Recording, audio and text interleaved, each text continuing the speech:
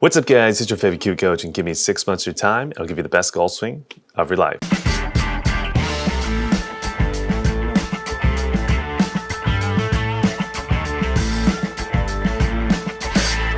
So welcome back to the channel. In this particular video, we're going to be reacting to another athletic motion golf pro versus am video. This is going to be about how do I generate lag. So if you're one of those players that is early releasing, you're tired of it, you want to actually get some lag and hit it like the pros, this is the perfect video for you, and let's go ahead and jump in. But before we get into the video, I want to give a quick shout out to our sponsor, and that is Kiwi Golf Japan. If you did not know, YouTube does not pay the bills. If you want to help support this YouTube channel, allow us to continue to make videos for you guys, well, make sure after the video is over, check out the link down below to our Kiwi Platinum membership. It really helps us out. Let's go ahead and jump in. How do we get lag?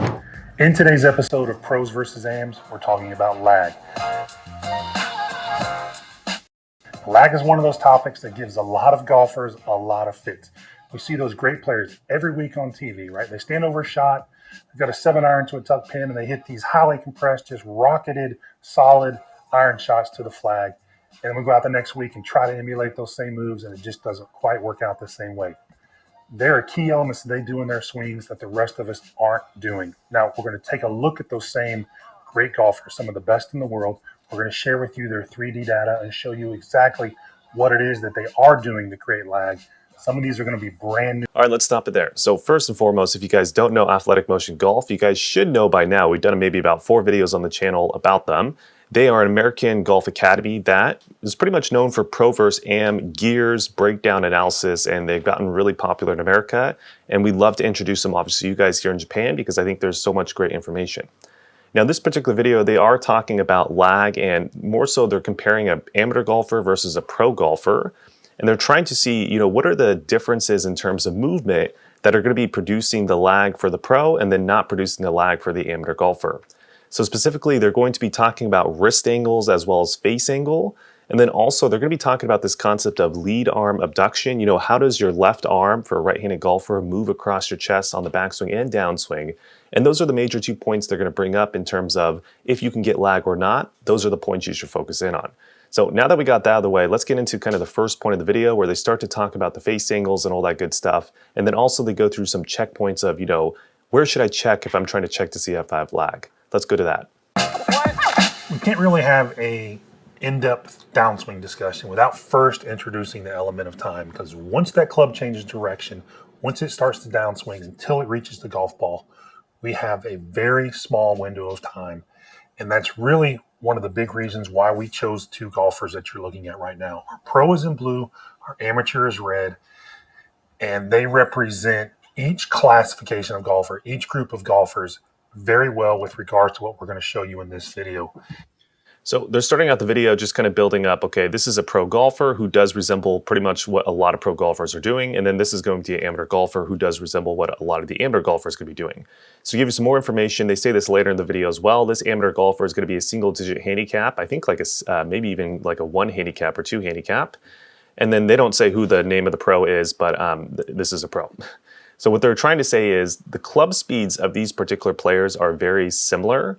However, the ball speed, so the smash factor, how fast the ball is leaving the face, is really different between the 2. And the main reason why is because the amateur golfer is pretty much just early releasing, adding on a lot more loft than the pro is, and the pro is getting a little bit more handle first.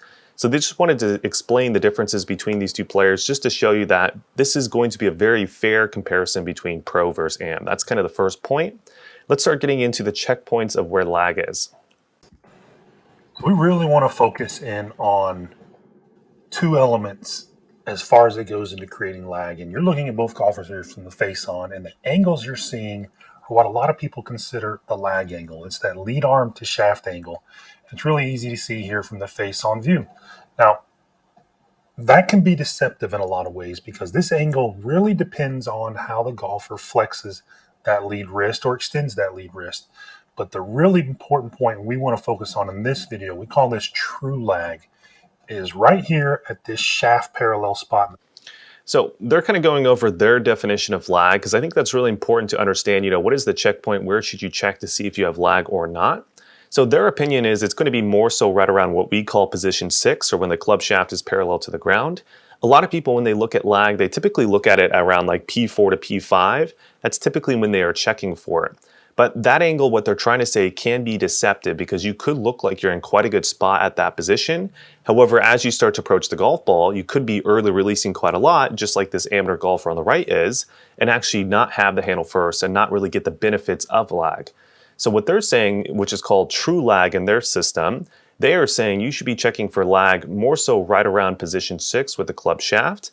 And then also, they're going to say this here in a second, but I'll just say what they're about to say. They're like, not only is it the angle relative to kind of this lead forearm and the club shaft, right? That's the angle you see here.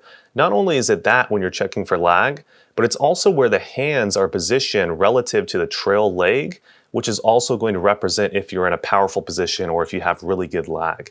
Because what they're going to say is this angle right here created between the arm and the club shaft, amongst pros, this angle can actually vary a decent amount. However, the position of where the hands are relative to the leg is definitely the consistent part. So this is kind of when they look at true lag and what you should be measuring at, what position, this is where they want you to measure at. Now that we got that out of the way, let's start continuing to get further into this video. So the first element that we want to look at as far as creating lag goes, useful lag, is club face on the downswing. And we can see right here. Okay, so just like they said, the first element that they're going to be looking at is going to be the club face, and then also kind of the wrist angle relative to the club face. So I know in Japan as well as in America, whenever someone sees like a cupped wrist at the top or an extended wrist, they typically think that's a really bad thing. However, a cupped wrist by itself is not a bad thing. It's more so what does your face angle look like relative to that cupped wrist is more so what they're talking about. So they say that club face angle is going to be a very important checkpoint when it comes to are you going to be able to get lag or not, and I heavily agree with this. And what they're trying to point out here is this amateur golfer has a cupped wrist, and the toe of the club is more so at a 90-degree angle at the top, so this would be a really open face angle as well. So in this certain scenario, this extended wrist is a bad thing. So that's kind of what they're talking about in this point. But what they're also trying to say is just because you have a cupped wrist or an extended wrist, that doesn't mean that you're automatically not going to get lag. Again, it's more so what does the face angle look relative to the wrist. So if you had a cupped wrist and then looked a little bit more like the pro golfer, where the face angle was not necessarily toe down, it was a little bit more angle off to the side, then that would be okay to have a cupped wrist in that position at the top. So the main point and the purpose they're trying to talk about is at the top of the swing as well as throughout the downswing, which they're about to talk about here in a second, if you can have the face angle in a slightly stronger position or more so neutral position relative to the open position that you're going to see the amateur golfer, you'll have a much better chance to get lag. And again, whatever wrist angle you have is not necessarily as important as long as your face angle's in a good spot. That's the main point right there. All right, that's it for you guys on YouTube. But before you guys click off, let me give you some quick wrap-up points. So going over the main points here, this video is all about lag and pro versus AM. What are they doing different? The two major points they are bringing up is first it's going to be kind of the face angle relative to the wrist angles. Just remember, just having a cupped wrist doesn't necessarily mean you're going to not get lag. It's more so what does your face angle look like relative to that wrist is the more important point. And then also the closer you get into impact, i.e. if you get closer to P6 and your face angle is still quite open, that's going to be a big issue when it comes to lag. You're typically going to release it and you're typically also going to have a massive toe closure, which is going to make your overall swing just really, really inconsistent. The second major point they brought up, which I don't think you guys might have watched that much of it, it's going to be fully on the membership site though, but the second point was going to be lead arm abduction. A lot of people who early release do move their lead arm really far across their body. So if you want to learn about that section where they bring up angles of kind of the pro versus the AM, as well as the reasons why this is such a bad thing, definitely make sure to watch the full video on our membership site and go sign up for that. But other than that, I hope you guys enjoyed this video. Like I just said, sign up for the membership site. If you want lessons, sign up for the Kiwi Coach 6-month program. And like, comment, subscribe, share all that good stuff. I'll see you guys in the next video.